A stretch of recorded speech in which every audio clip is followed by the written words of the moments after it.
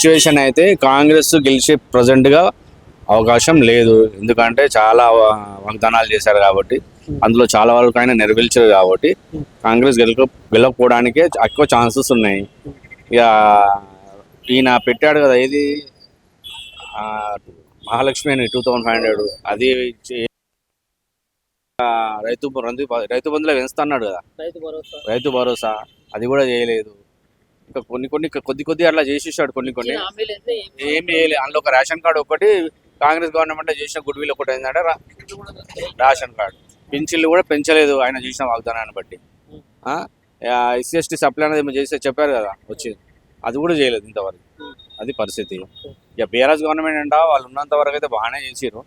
కాకపోతే ఏంటంటే ఆయన తెచ్చిన అప్పు ఎక్కువైపోయి రిమార్క్ ఎక్కువైపోయింది. అది కంట్రోల్ చేసుకుంటూ డెవలపింగ్ చేస్తే బాగుంటుంది. ఇంతవరకు కాంగ్రెస్ హయాం వచ్చినప్పటి నుంచి ఒక కొత్త ప్రాజెక్టు తీసుకోలే, ఒక కొత్త ఫ్లైఓవర్ స్టార్ట్ చేయలే, ఒక కొత్త ఏది ఇంతవరకు చేయలేదు వాళ్ళు. రోడ్లు యథాగా మొత్తం వాటర్ అంతా మునిగిపోయి, అప్పుడు కాంగ్రెస్ మన బీఆర్ఎస్ గవర్నమెంట్ ఉన్నప్పుడు వచ్చిన వర్షానికంటే ఇది చాలా తక్కువనే. అయినా సరే MBBS మునిగిపోయింది మొత్తం. ఎక్కడ చూసినా అన్ని వర్షాలన్నీ డ్రైనేజ్ సిస్టమ్ అంతా ఫెయిల్యూర్ ఉంది. సో ఇప్పుడు గవర్నమెంట్లో ఉన్న అభివృద్ధి పక్కన పెట్టేసి ఇంకా వెనకకి వెళ్తుంది అనుకుంటా రాష్ట్రం. వెనక్కి వెళ్తుంది అన్నట్టే ఉంది పరిస్థితి. అయితే డెవలపింగ్ లేదు కదా. ఇంకోటి ఈయన కాంగ్రెస్ గవర్నమెంట్లో ముఖ్యంగా మత ఘర్షణలు అంటే హిందువులకి ఎక్కువ ఇంపార్టెంట్ ఇవ్వకపోవడము, ముస్లింలకు చాలా. ఎందుకంటే ఇప్పుడు స్కూటీ మైనార్టీకి ఏమి ఇస్తున్నాడు, 1 లక్ష రూపాయలు ఏదో ఇస్తున్నాడు, స్కూటీలు ఇస్తున్నాడు. మరి మైనార్టీలే కాదు కదా, అందరు ఓటర్స్ ఉన్నారు కదా. కాంగ్రెస్ గవర్నమెంట్ అన్నప్పుడు అందరినీ సరిగ్గా చూడాలి, గవర్నమెంట్ అన్నప్పుడు అందరు చూడాలి. రాష్ట్ర గవర్నమెంట్ అంటే అందరినీ సమన్యాయం చేయాలి. ఖాళీ మైనార్టీలకు ఇవ్వడం ఏంది, అంతే కదా. సేమ్ టైం మెజారిటీ పీపుల్స్ కూడా ఉన్నారు కదా, వాళ్ళకు కూడా చేయాలి. సో అందరికీ సమన్వయం చేసే గవర్నమెంట్ రావాలని కోరుకుంటున్నాను. ఇప్పుడు సిటీలో మొట్టమొదటిసారిగా మరి కాంగ్రెస్ గెలిచే అవకాశం ఉందన్నట్టు చెప్తున్నారు. ఇటు సానుభూతి చూసుకున్నట్టయితే మాగంటి గోపినాథ్ గారు సత్యమణి అనే సునీత మేడం అయితే మళ్ళీ గెలిపించే అవకాశం ఉందని చెప్తున్నారు. సెంటిమెంట్ వర్కౌట్ ఎంతవరకు అవుతుంది అంటే కొద్ది వరకే వర్కౌట్ అవుతుందో 10%, 15%. అభివృద్ధి చూసుకున్నప్పుడల్లా టోటల్గా అభివృద్ధి చూసుకుంటే ఎంతవరకు అయింది, ఏమైంది ఇప్పుడు కాంగ్రెస్ గవర్నమెంట్లో. ఇక మాగంటి గోపినాథ్ అంటే బీఆర్ఎస్ పార్టీ కాబట్టి ఆయనకు సెంటిమెంట్ వర్కౌట్ వాళ్ళ వైఫ్ అయ్యే అవకాశం ఉండుండొచ్చు. ఎందుకంటే అంతకుముందు గవర్నమెంట్లో వాళ్ళు చేసిన డెవలపింగ్ కానీ, రోడ్ల అభివృద్ధి కానీ, ఆయన చేసిన డెవలపింగ్ కానీ, అభివృద్ధి కార్యక్రమాలు కానీ, సో దాని బేసిక్ మీద ఆయనకు పడే అవకాశం. ఎందుకంటే ఇంతకుముందు వాళ్ళే గెలిచారు కాబట్టి. కానీ ఇప్పుడు కాంగ్రెస్ గవర్నమెంట్కి ప్లస్ పాయింట్ ఏం లేదు కదా. సో వాళ్ళు కొద్దిగా ఏమైనా కష్టపడితే 2 సంవత్సరాలు వాళ్ళకు ఉపయోగం ఉంటుండే, ఏదైనా రాష్ట్ర ఓట్లు పడుతుండే. సో అంతకన్నా వాళ్ళు చేసిన గవర్నమెంట్, బీఆర్ఎస్ చేసిన గవర్నమెంట్ చేసిన అభివృద్ధి బాగుంది, ఇప్పుడు ఉన్నది బాగాలేదని ఉన్నది కాబట్టి వాళ్ళకే అవకాశాలు ఎక్కువ. ఎవరికి బీఆర్ఎస్ గవర్నమెంట్కి అవకాశాలు ఎక్కువ. బీజేపీ అంటే స్టిల్ బీజేపీ పబ్లిక్లో వాళ్ళు అంటే ఫాస్ట్ మూమెంట్లో వెళ్ళలేకపోతారు. పార్టీ పరంగా వాళ్ళు మేము ఏం చేస్తాం, ఏం చేయబోతున్నాం, అందరికి ఏ విధంగా ఇచ్చేస్తాం అన్నట్టు ఒక స్ట్రైట్ వాళ్ళకంటూ ఒక విజన్ లేకుండా వెళ్తారు వాళ్ళు. అంతే. వాళ్ళు కూడా విజన్ ఉండి మేము ఇది చేయగలుగుతాము, మేము ఇన్ని కార్యక్రమాలు చేయగలుగుతాము, మాకు కూడా ఒక ఛాన్స్ ఇవ్వని అంటారు. కానీ క్లారిటీగా ఓటర్ నా మైండ్లోకి వెళ్ళిపోవాలి ఏం చేస్తాం అన్నది. అప్పుడు కానీ వాళ్ళకి కొద్దిగా అవకాశాలు ఉండే అవకాశం. ఇప్పుడు ఎలక్షన్ జరుగుతున్న సందర్భంలో అయితే మరి ఇప్పుడు ఈ రోడ్లన్నీ కూడా మంచిగా ఉన్న రోడ్లన్నీ కూడా వాళ్ళు ఉంటారు. దానివల్ల ఇప్పుడు చాలా రకాల ఇబ్బందులు అయితే ఎదుర్కొంటున్నారు. అవును. మరి ఇప్పుడు ఏ పార్టీ గెలిస్తే మళ్ళీ రోడ్లు ఎవరు వేస్తారు? ఇప్పటికీ ఇది అయితే ఇది ఉప ఎన్నికనే, అంటే ఓడిపోవడం వల్ల గెలవడం వల్ల వచ్చేది ఏముండదు. కాకపోతే గవర్నమెంట్కి రిప్రజెంట్ అనమాట. మా పనితనం ఎట్లుంది అన్నదానికి ఇది గెలుస్తారా ఓడిపోతారా అన్నదానికి ఇది రిప్రజెంట్ ఎన్నిక అంతే. సో 3 సంవత్సరాలు అయితే వీళ్ళనే భరించాలి. ఇట్లకెళ్ళి నెక్స్ట్ అవకాశం ఉంటే 3 సంవత్సరాల తర్వాత చేంజ్ అవుతుంది కదా, అప్పుడు దీని దిక్కలు మాట్లాడచ్చు. 3 సంవత్సరాలు వీళ్ళు మనం చేస్తే. ఇప్పుడు ఎలక్షన్ మూమెంట్లో రోడ్లు మంచిగా రోడ్లు పాల్గొట్టండి ఇట్లా కూడా ఇప్పుడు వాళ్ళు పలగొట్టినప్పుడు అంతే ఫాస్ట్గా వేయాలి రోడ్లు కూడా, అంతే కదా. అంత పలగొట్టినప్పుడు అంత ఫాస్ట్ పబ్లిక్కి ఇబ్బంది కలిగించకుండా మీరు ఎంత తొందరగా అయితే అంత తొందరగా రోడ్లు వేసేసి ఆ డ్రైనేజ్ సిస్టమ్ అంతా మంచిగా చేసుకుంటే వాళ్ళకి ఏమన్నా రేపు ఉపయోగం ఉండే అవకాశం ఉంది. రాజకీయ భవిష్యత్తు ఉంటుంది కాంగ్రెస్ గవర్నమెంట్. ఓవరాల్గా ఈ కాంగ్రెస్ పార్టీ పాలన గురించి ఓవరాల్గా ఫెయిల్యూర్, టోటల్ ఫెయిల్యూర్. వాళ్ళు చెప్పిన దానికి, వాళ్ళు పాలించేదానికి, వాళ్ళు చేసే అభివృద్ధి కార్యక్రమాలకు ఎటువంటి సంబంధం లేకుండా అయిపోయింది. ఒక్క మంచి పని చేసినట్టు ఒక రేషన్ కార్డు ఇచ్చింది అంత. బీఆర్ఎస్ గవర్నమెంట్లో వాళ్ళు ఇవ్వలేదు, బిల్లు ఇచ్చారు. ఇది ఒక్కటే ఆయన చేసిన మంచి, పేద ప్రజల కోసం కాబట్టి. సిచ్యువేషన్ అయితే కాంగ్రెస్ గెలిచే ప్రజెంట్గా అవకాశం లేదు. ఎందుకంటే చాలా వాగ్దానాలు చేశారు కాబట్టి, అందులో చాలా వరకు ఆయన నెరవేర్చారు కాబట్టి కాంగ్రెస్ గెలవకపోవడానికే ఎక్కువ ఛాన్సెస్ ఉన్నాయి. ఇక ఈయన పెట్టాడు కదా ఏది ఆ, మహాలక్ష్మి అని 2500 అది రైతు బంధులో పెంచుతున్నాడు కదా రైతు భరోసా అది కూడా చేయలేదు.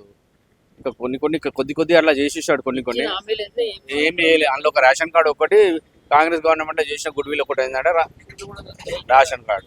పింఛన్లు కూడా పెంచలేదు ఆయన చేసిన వాగ్దానాన్ని బట్టి.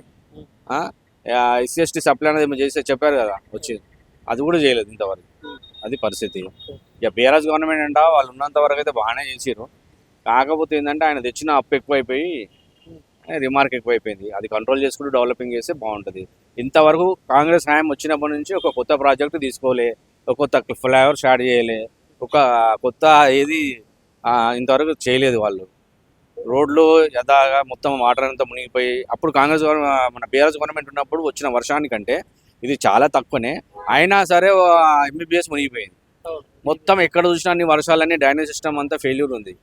సో ఇప్పుడు గవర్నమెంట్లో ఉన్న అభివృద్ధి పక్కన పెట్టేసి ఇంకా వెనకకి వెళ్తుంది అనుకుంటా రాష్ట్రం. వెనక్కి వెళ్తుంది అన్నట్టే ఉంది పరిస్థితి. అయితే డెవలపింగ్ లేదు కదా. ఇంకోటి ఈయన కాంగ్రెస్ గవర్నమెంట్లో ముఖ్యంగా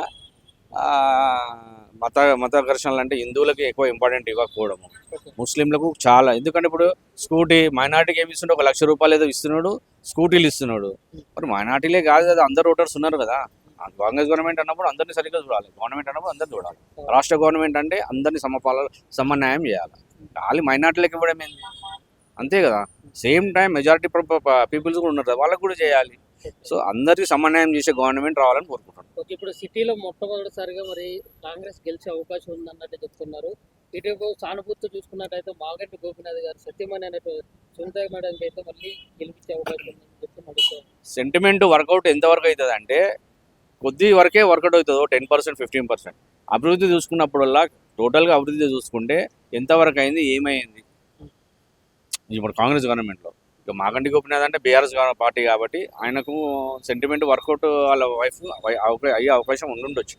ఎందుకంటే అంతకుముందు గవర్నమెంట్లో వాళ్ళు చేసిన డెవలపింగ్ కానీ, రోడ్ల అభివృద్ధి కానీ, ఆయన చేసిన డెవలపింగ్ కానీ, అభివృద్ధి కార్యక్రమాలు కానీ, సో దాని బేసిక్ మీద ఆయనకు పడే అవకాశం. ఎందుకంటే ఇంతకుముందు వాళ్ళే గెలిచారు కాబట్టి. కానీ ఇప్పుడు కాంగ్రెస్ గవర్నమెంట్కి ప్లస్ పాయింట్ ఏం లేదు కదా. సో వాళ్ళు కొద్దిగా ఏమన్నా కష్టపడింటే 2 సంవత్సరాలు వాళ్ళకు ఉపయోగం ఉంటుండే, ఏదైనా రాష్ట్ర ఓట్లు పడుతుండే. సో అంతకన్నా వాళ్ళు చేసిన గవర్నమెంట్, బీఆర్ఎస్ చేసిన గవర్నమెంట్ చేసిన అభివృద్ధి బాగుంది, ఇప్పుడు ఉన్నది బాగాలేదని ఉన్నది కాబట్టి వాళ్ళకే అవకాశాలు ఎక్కువ. ఎవరికి బీఆర్ఎస్ గవర్నమెంట్కి అవకాశాలు ఎక్కువ. బీజేపీ అంటే స్టిల్ బీజేపీ పబ్లిక్లో వాళ్ళు అంటే ఫాస్ట్ మూమెంట్లో వెళ్ళలేకపోతారు. పార్టీ పరంగా వాళ్ళు మేము ఏం చేస్తాం, ఏం చేయబోతున్నాం, అందరికి ఏ విధంగా ఇచ్చేస్తాం అన్నట్టు ఒక స్ట్రైట్ వాళ్ళకంటూ ఒక విజన్ లేకుండా వెళ్తారు వాళ్ళు. అంతే. వాళ్ళు కూడా విజన్ ఉండి మేము ఇది చేయగలుగుతాము, మేము ఇన్ని కార్యక్రమాలు చేయగలుగుతాము, మాకు కూడా ఒక ఛాన్స్ ఇవ్వని అంటారు. కానీ క్లారిటీగా ఓటర్ నా మైండ్లోకి వెళ్ళిపోవాలి ఏం చేస్తాం అన్నది. అప్పుడు కానీ వాళ్ళకి కొద్దిగా అవకాశాలు ఉండే అవకాశం. ఇప్పుడు ఎలక్షన్ జరుగుతున్న సందర్భంలో అయితే మరి ఇప్పుడు ఈ రోడ్లన్నీ కూడా మంచిగా ఉన్న రోడ్లన్నీ కూడా వాళ్ళు ఉంటారు. దానివల్ల ఇప్పుడు చాలా రకాల ఇబ్బందులు అయితే ఎదుర్కొంటున్నారు. అవును. మరి ఇప్పుడు ఏ పార్టీ గెలిస్తే మళ్ళీ రోడ్లు ఎవరు వేస్తారు? ఇప్పటికీ అయితే ఇది ఉప ఎన్నికనే, అంటే ఓడిపోవడం వల్ల గెలవడం వల్ల వచ్చేది ఏముండదు.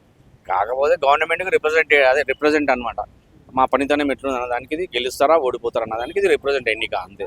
సో 3 సంవత్సరాలు అయితే వీళ్ళనే భరించాలి. ఇట్లకెళ్ళి నెక్స్ట్ అవకాశం ఉంటే 3 సంవత్సరాల తర్వాత చేంజ్ అవుతుంది కదా, అప్పుడు దీని దిక్కలు మాట్లాడచ్చు. 3 సంవత్సరాలు మనం చేస్తే ఇప్పుడు ఎలక్షన్ మూమెంట్లో రోడ్లు మంచిగా ఉన్న రోడ్లు పాల్గొట్టండి ఎట్లా కొడతారు? ఇప్పుడు వాళ్ళు పలగొట్టినప్పుడు అంతే ఫాస్ట్గా వేయాలి రోడ్లు కూడా, అంతే కదా. అంత పలగొట్టినప్పుడు అంత ఫాస్ట్, పబ్లిక్కి ఇబ్బంది కలిగించకుండా మీరు ఎంత తొందరగా అయితే అంత తొందరగా రోడ్లు వేసేసి ఆ డ్రైనేజ్ సిస్టమ్ అంతా మంచిగా చేసుకుంటే వాళ్ళకి ఏమన్నా రేపు ఉపయోగం ఉండే అవకాశం ఉంది. మళ్ళీ రాజకీయ భవిష్యత్తు ఉంటుంది కాంగ్రెస్ గవర్నమెంట్. ఓవరాల్గా ఈ కాంగ్రెస్ పార్టీ పాలన గురించి ఫెయిల్యూర్, టోటల్ ఫెయిల్యూర్. వాళ్ళు చెప్పిన దానికి, వాళ్ళు పాలించేదానికి, వాళ్ళు చేసే అభివృద్ధి కార్యక్రమాలకు ఎటువంటి సంబంధం లేకుండా అయిపోయింది. ఒక్క మంచి పని చేసినట్టు ఒక రేషన్ కార్డు ఇచ్చింది అంత.